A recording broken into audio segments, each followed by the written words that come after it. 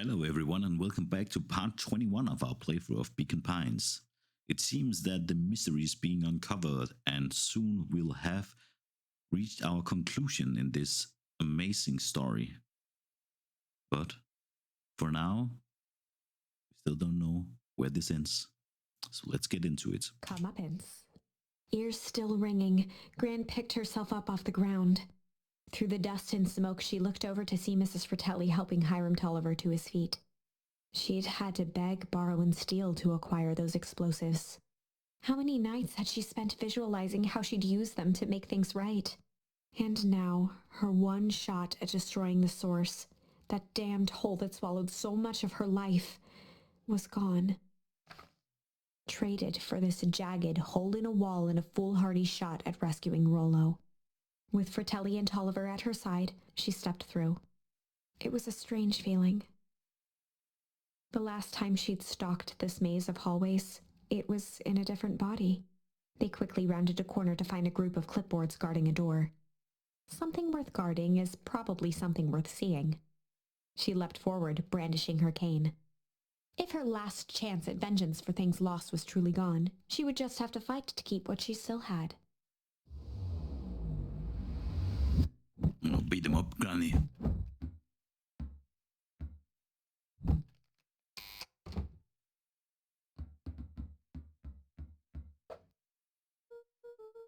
Gran, what are you doing here? Luca, what are you doing here? We're here to save Nellie. We're here to save Rollo. Hey, Mrs. Lucas Gran. That's awful nice of you. But I'm fine. Oh no, what did they? Gran, guess there's no time to explain. We have to go now. Come on, everyone. We got a party to crash. They made their way out from deep within Perennial Harvest, just as Solomon finished up his speech. Thankfully, we can disperse with the formalities from here on out. Solomon pulled a glass vial from his pocket. We've got to stop In him. one smooth motion, he downed its contents. A triumphant smile grew across Solomon's lips. No. Well, I guess that's it. We lost. I wouldn't be so sure about that. With a mischievous look, Beck elbowed Luca. Remember when I had the vial behind my back? Might have tweaked this wonder potion with a little change. I might have tweaked his wonder potion with a little change. Like pocket change. Your unlucky penny. Yeah, I've lobbed in the vial, but no one's looking. What's that going to do? No idea. That's the beauty of science. Now we observe. You can all call me Sharper Valentine. His body and face began to contort and expand as he disappeared into a belching green mist. Oh, let's see. Who's he gonna turn into?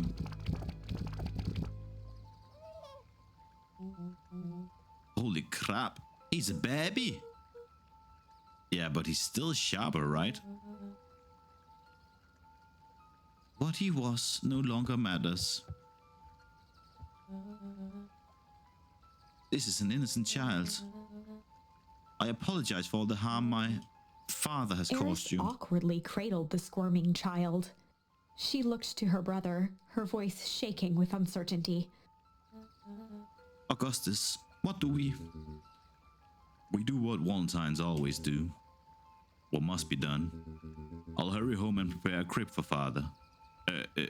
Young Sharper. That would be a great help, thank you. She looked back down at the infant with equal parts kindness and terror in her eyes.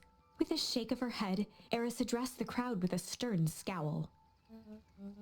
Okay, everyone. The show is over. You may leave now. Epilogue. Beacon Pines' coldest summer on record came and went without much fanfare. Folks shared what they had and none were left wanting.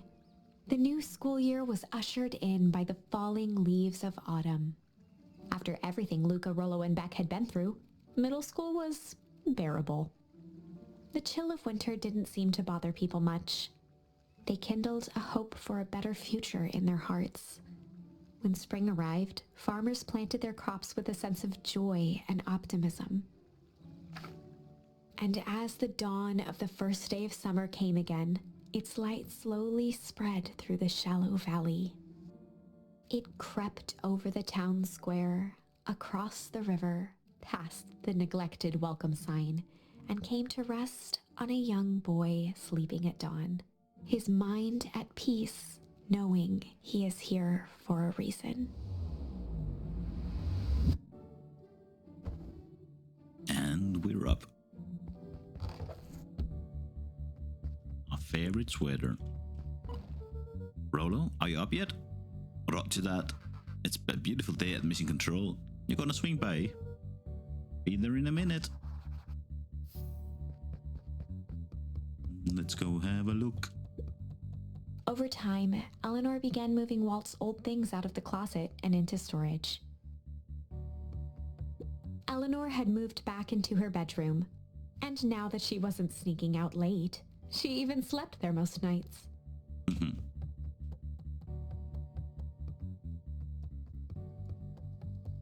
Let's go see. There she is. Mom, I'm ready to go now. You go on without me. I'll meet you there. I've got a batch of jam to finish jarring. It's funny. I only started making jam as a way to send messages without anyone noticing. But now I enjoy it. Is there anything out in the garden? Nothing in there.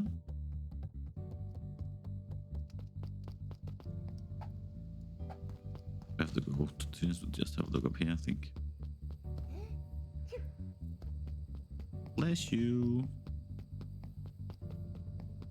Oh, so the stone has been moved.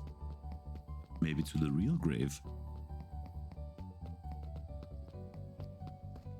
Let's see, let's go to the treehouse. That's Roxy. She's planting trees. I hear you and Rolla have big plans for the little treehouse. Yeah, it started getting crowded after we revoked the max capacity Rolo 1 Luca rule. So we decided to expand. But at least we got some help with that. How's the internship at Nelly and Ilona's shop going? It's been great. I'm hoping it helps me get into the School of Agriculture up at State. Also, Nella said she'd write a letter of recommendation, which would be huge. I just can't help but worry about leaving Rolo. He's grown up so fast, but he's still my little brother. Yeah, he had a heck of a growth spurt. I don't just mean grown little, really. This morning, he was up and finished his chores before he even had breakfast. Well, some of that might be his excitement about the treehouse renovations. Don't tell him this, so it'll go to his head, but I'm really proud of that little punk. I'm sure he feels the same way, but he's just too dang proud to tell you. I know. Still the greasy old sign. Hey Gus, how's the tree planting going? Oh, it couldn't be better. I'm so grateful to you, Ilona and Nelly, for letting me help. It just wasn't built to be a mayor. Too much bureaucracy. Gus, we finished cleaning up the sidewalks. When What's Perennial next? Harvest collapsed, most of the clipboards skipped town. But some stuck around and dedicated themselves to making things right. Anyone with a knack for art can help paint the new offices. You can count on us. Looks like you really found your calling. I never really felt comfortable telling people what to do. Now, this right here. This is something I can be proud of.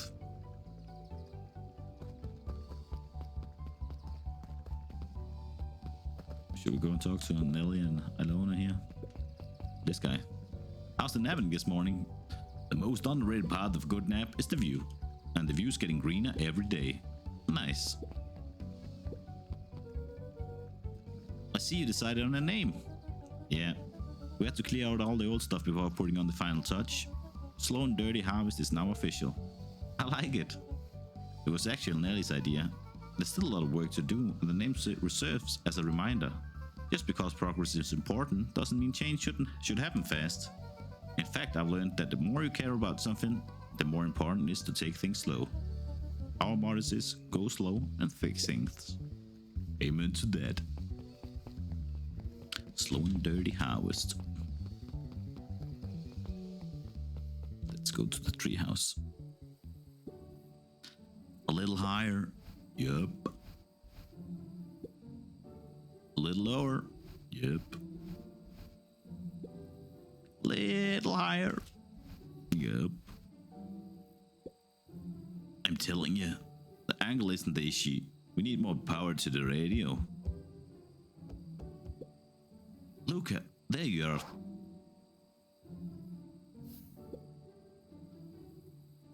Would you tell him it's not the angle? Hey, I'm not the one in charge of antenna redesign. Fine, fine. Iggy, just don't do anything drastic until we get back. Who, me?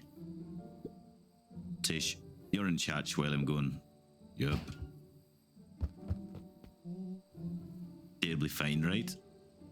It'll be fine. If we really want mission control to turn into something bigger and better, we have to loosen our grip a bit. Hey, you're right. Lead the way. Let's go to bed.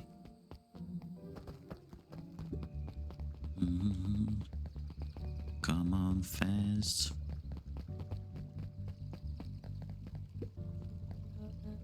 Young Mr. Van Horn.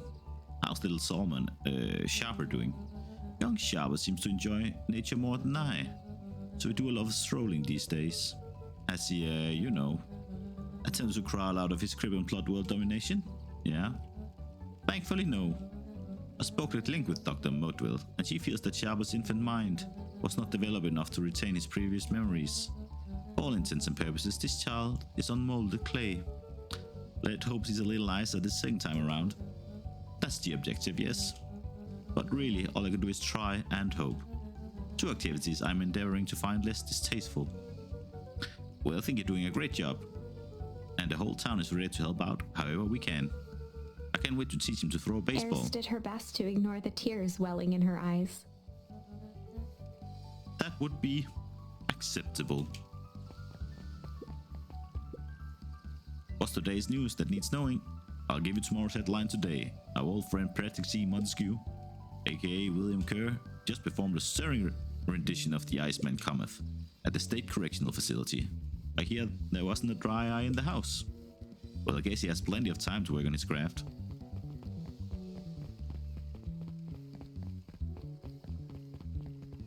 Let's go to Big's house. What, there's all the bunnies. Hey, Mr. Nuncrete. I'm gonna go see my dad in a bit. Did you want to come with? Even after everything I did, you still... Mr. Nuncrete shook his head. You really are your father's son, aren't you?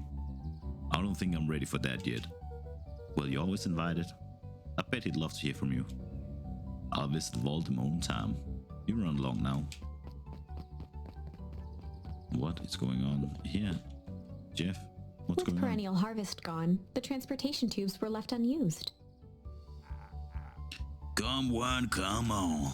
No one's too big, no one's too small for Jeff's wild ride. Maybe not completely unused.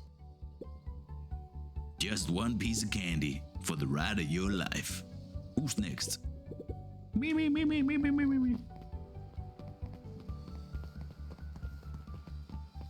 And there she is. Hey there, Beck. What's going on? I have news I think you'll enjoy. This morning I unpacked my last box. You officially moved in. It's just a box. Let's not blow this out of proportion. It sounds an awful lot like putting down roots. I guess I decided this place is root-worthy. You're gonna be stuck with me for the foreseeable future. I do have to warn you, most years aren't going to be as interesting as this one. I think I'll manage. Ready? Before we go, there's a bit of a surprise. What surprise?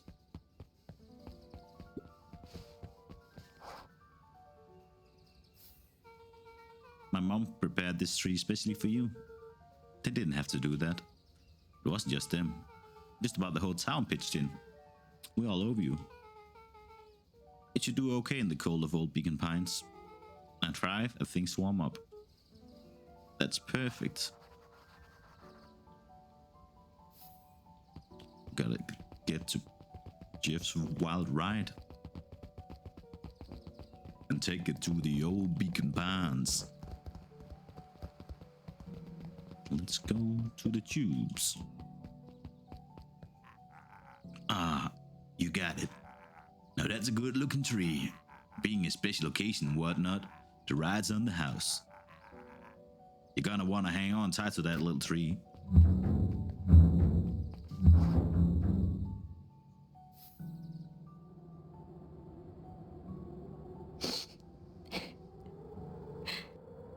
I think this is it. The end I've been waiting for. You're welcome, book. Honestly, I'd begun to lose hope of ever finding it. But then you came along. I don't know exactly how to thank you.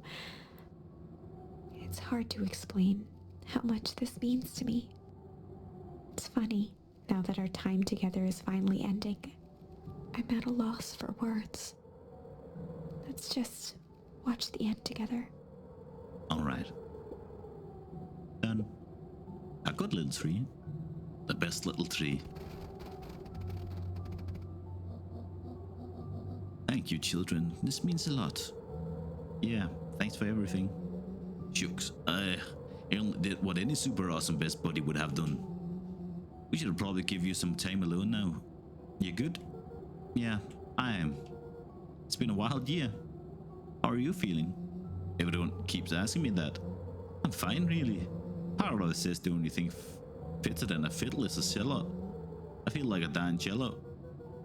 But if you ever stop feeling like a cello, I'm here for you. I know. You don't even have to say it. You two make an awesome pair. Excuse me. We're trio now. Yep. Thanks. It's just one thing missing now that you're part of our group. Missing? Let me tell you a little story about a man named Hank Atomic. Oh, God. I won't be long. We'll be waiting for you back at the photo booth. I found the perfect way to start our summer.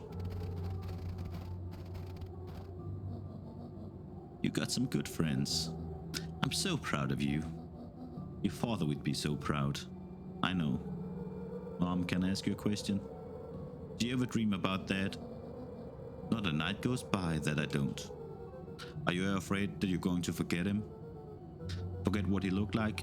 Forget his voice? No, because so much of him lives on in you. He loved that old tree, but I know he would have loved this one even more. Because his two fairy people planted it. I'll give you two a moment.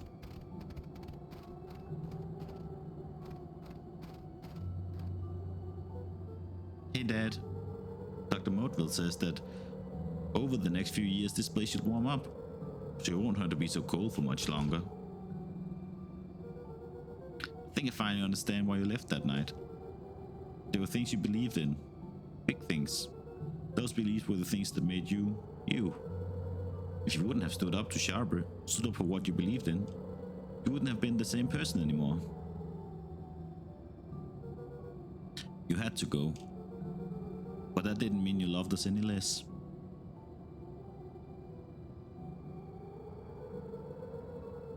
I might not visit you as much as I used to.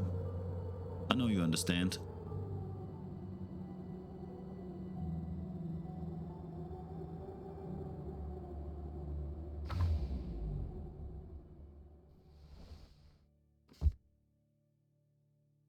And that was it. The book is over. We finished it. The credits are rolling. I would like to personally say thank you to all of you who have watched it, played this game with me. I really enjoyed it. I think the story was good. The emotions that they play with in this game is good. The plot was very nice. It was all around a very good, very sweet little game.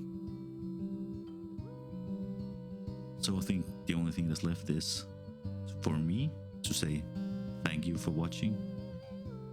I hope you enjoyed it.